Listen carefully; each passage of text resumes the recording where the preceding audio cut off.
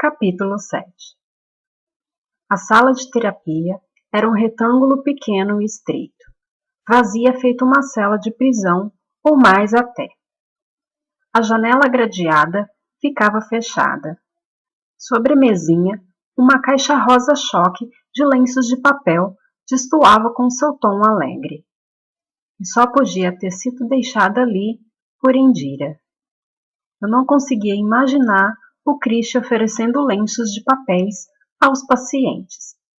Eu me sentei numa das duas poltronas surradas e desbotadas. Minutos se passaram, nenhum sinal de Alicia. E se ela não viesse?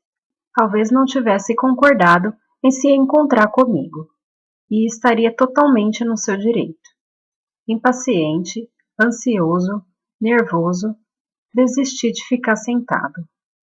E subitamente me levantei e fui até a janela. Olhei lá para fora, por entre as barras da grade. O pátio ficava 3 andares abaixo. Do tamanho de uma quadra de tênis, era delimitado por grandes muros de tijolos aparentes, alto demais para serem escalados, embora sem dúvida alguém já tivesse tentado. Toda tarde, as pacientes eram conduzidas até lá para tomar ar fresco por meia hora, quisessem elas ou não. E neste tempo gelado seria compreensível que oferecessem resistência. Algumas se isolavam, falando sozinhas, ou andavam de um lado para o outro, feito zumbi inquieto, indo a lugar nenhum. Outras formavam grupos, conversando, fumando e discutindo. Chegava até mim vozes, gritos, estranhas risadas empolgadas. Inicialmente, não vi Alicia, até que a localizei. Estava sozinha encostada na parede do pátio, completamente parada, feito uma estátua. Yuri atravessou o pátio em sua direção. Falou com a enfermeira que estava perto dela, e a enfermeira assentiu. Yuri se aproximou lenta e cautelosamente de Alicia, como quem se aproxima de um animal imprevisível. Eu havia pedido a ele que não entrasse muito em detalhes, que apenas dissesse a Alicia que o novo terapeuta da casa gostaria de conhecê-la. Frisei que expressasse um pedido, não uma ordem. Alicia não se mexia enquanto ele falava, mas não assentiu nem balançou a cabeça negativamente, nem deu nenhuma indicação de que tinha ouvido. Após uma breve pausa, Yuri se virou e se afastou. Muito bem, é isso, pensei. Ela não vem. Foda-se. Eu deveria ter imaginado. Isso tudo tinha sido uma enorme perda de tempo. E então, para minha surpresa, Alicia deu um passo à frente. Hesitando um pouco, conseguiu se mover atrás de Yuri pelo pátio, até que ambos desapareceram do campo da minha visão. Então ela estava vindo. Tentei controlar o nervosismo e me preparar. Tentei calar a voz negativa na minha cabeça. A voz do meu pai, dizendo que não era bom o bastante, que era um inútil, uma fraude. Cala a boca, pensava, cala a boca, cala a boca. 2 ou 3 minutos depois, bateram a porta. Pode entrar. A porta se abriu. Alice estava no corredor com Yuri. Olhei para ela, mas ela não olhou de volta para mim. Mantive o olhar voltado para baixo. Yuri abriu um sorriso satisfeito. Aqui está ela. Estou vendo. Oi, Alicia. Ela não respondeu. Não quer entrar? Yuri se inclinou para a frente, como se fosse cutucá-la, mas não chegou a tocá-la. Limitou-se a sussurrar. Pode entrar, querida. Pode entrar e sente-se. Alicia hesitava. Ela olhou para Yuri e tomou uma decisão. Entrou na sala com passos vacilantes. Sentou-se na poltrona sem emitir um som, as mãos trêmulas no colo. Eu pretendia fechar a porta, mas Yuri não se retirava. Baixei a voz. Pode deixar comigo, obrigado. Ele parecia preocupado. Mas vocês estão sozinhos. E o professor disse... Eu assumo a responsabilidade. Está tudo certo. Peguei no bolso meu alarme. Está vendo? Eu estou com isso aqui. Mas não vou precisar. Olhei para Alicia. Ela não dava nenhuma indicação de que sequer tinha me ouvido. Yuri deu de ombros, evidentemente insatisfeito. Vou ficar aqui atrás da porta, caso precise de mim. Não é necessário, mas obrigada. Yuri se retirou e fechei a porta. Coloquei o alarme na mesa. Eu me sentei de frente para Alicia. Ela não ergueu o olhar. Fiquei estudando-a por um momento. O rosto era inexpressível, vazio. Uma máscara medicada. Perguntei-me o que havia por trás dela. Fico feliz que tenha concordado em nos encontrar. Esperei uma resposta. Sabia que ela não viria. Tenho a vantagem de saber mais a respeito de você do que você de mim. Você é uma mulher famosa. Como pintora, quero dizer. Eu admiro muito o seu trabalho. Nenhuma reação. Mudei ligeiramente de posição na cadeira. Eu perguntei ao professor Diomedes se a gente poderia conversar e ele teve a gentileza de providenciar esse encontro. Obrigado por concordar em me receber. Hesitei, esperando alguma indicação de que Alice tinha me ouvido. Um piscar de olhos, um movimento de cabeça, um franzir de senho, e nada. Tentei adivinhar no que ela estava pensando. Talvez estivesse drogada demais para sequer pensar. Eu me lembrei da minha antiga terapeuta, Ruth. O que ela faria? Ruth costumava dizer que somos construídos de várias partes, umas boas e outras más, e que uma mente saudável é capaz de tolerar essa ambivalência, jogando ao mesmo tempo do lado bom e do mal. O transtorno mental é justamente a falta desse tipo de integração. Perde-se contato com as partes inaceitáveis de si mesmo. Se eu quisesse ajudar Alicia, seria preciso detectar as partes que ela havia escondido de si mesma, mas além dos limites da consciência, interconectando os vários pontos de sua paisagem mental. Só assim seria possível contextualizar os terríveis eventos da noite em que ela matou o marido. Seria um processo lento e trabalhoso.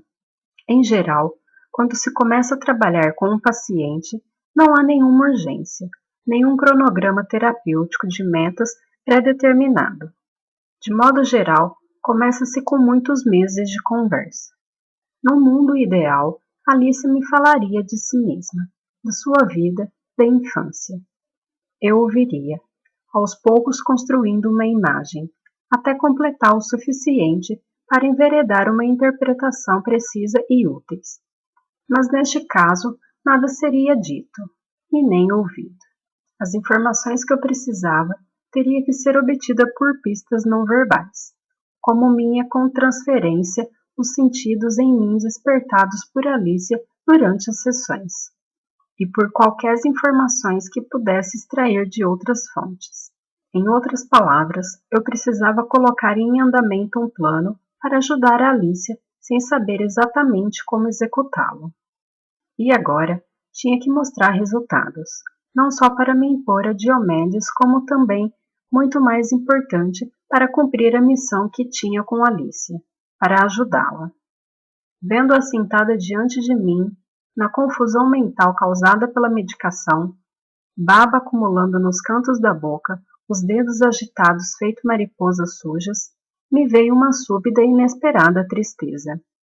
Eu sentia uma pena terrível de Alicia e dos que viviam igual a ela, de todos nós, todas as pessoas traumatizadas e perdidas. É claro que não comentei nada disso com ela.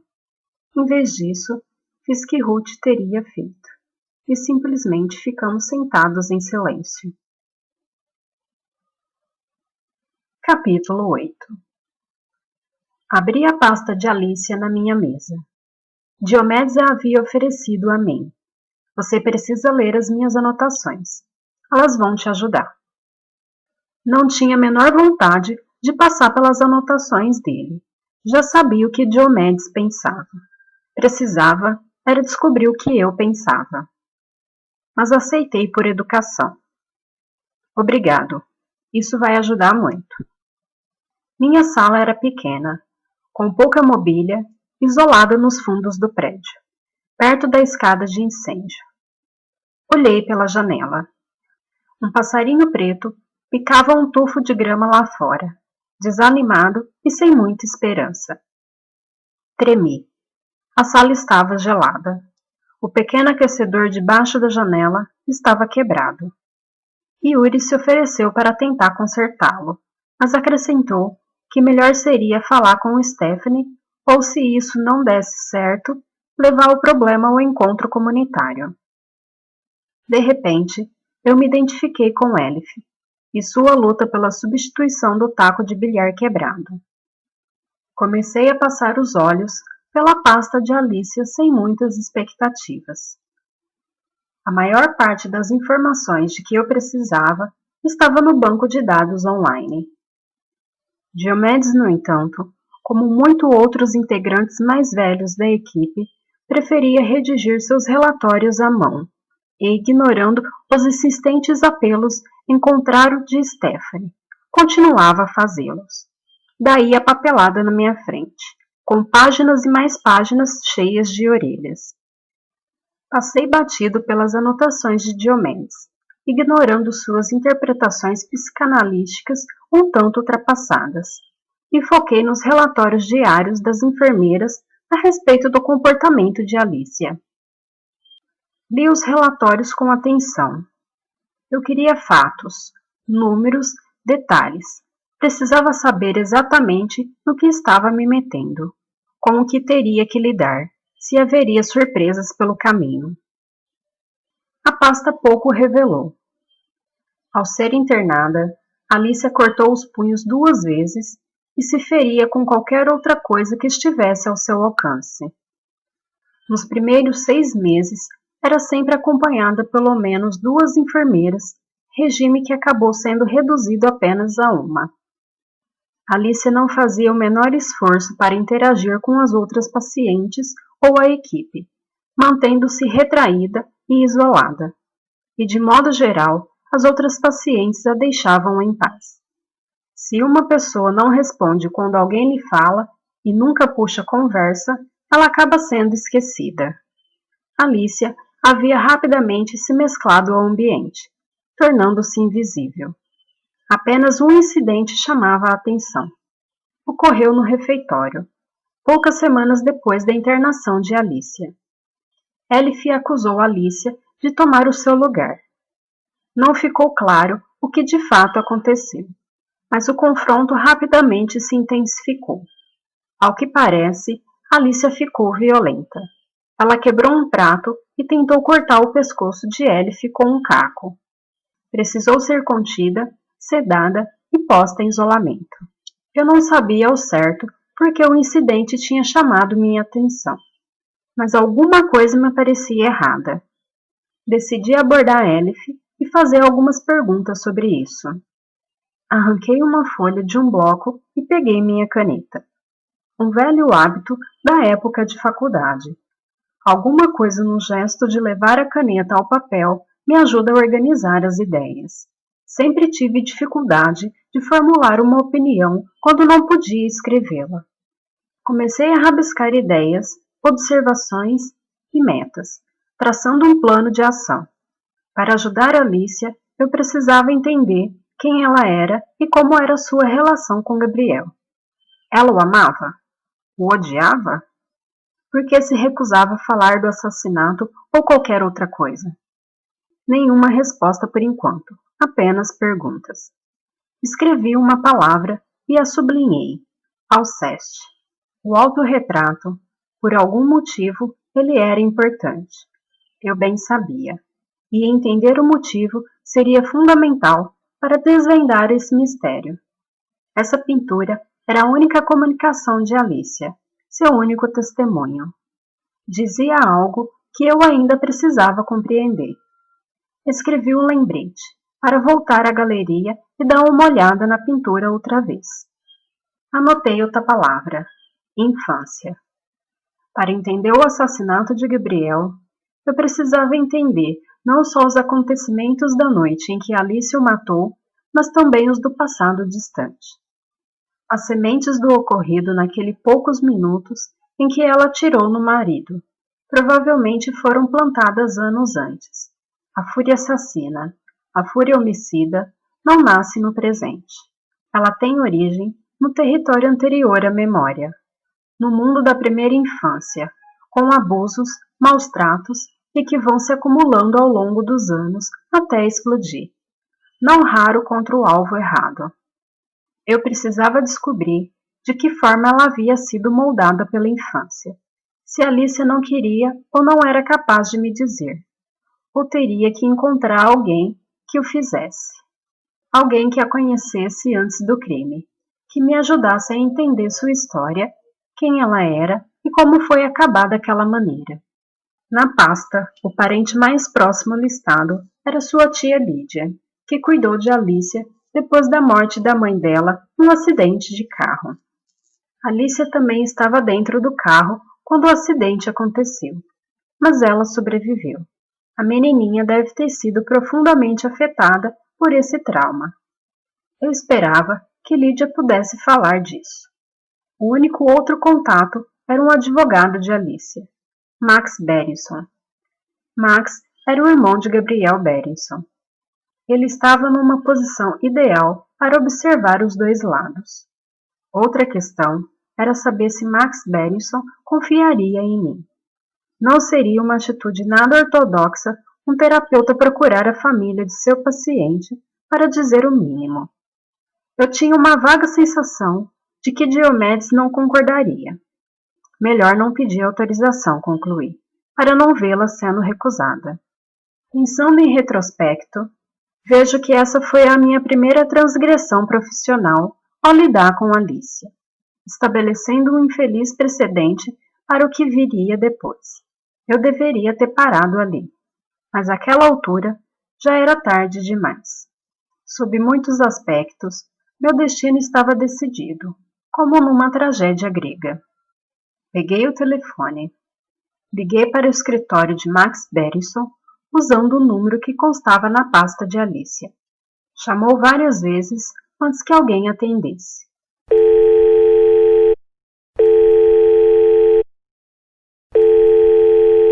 Escritório Elliot. Barra e Berenson, disse a recepcionista muito resfriada. Sr. Berenson, por favor? Quem gostaria? Meu nome é Tel Faber. Sou psicoterapeuta no Globe. Gostaria de saber se posso trocar algumas palavras com o Sr. Berenson a respeito da cunhada dele. Houve uma breve pausa antes que ela respondesse. Sim. Bem, o Sr. Berenson só volta para o escritório na próxima semana. Ele está em Edimburgo visitando um cliente. Se quiser deixar o seu número, vou pedir para ele que retorne assim que voltar. Dei meu número e desliguei. Liguei para o número seguinte na pasta. A tia de Alicia, Lídia. Ao primeiro toque, alguém atendeu. Uma voz de mulher idosa que parecia ofegante e bastante contrariada. Alô, o que foi? É a senhora Lídia? Quem está falando? É a respeito da sua sobrinha Alicia Berenson. Eu sou psiquiatra, trabalho no... Vai se fuder. E desligou. Fiz uma careta. Não foi um bom começo.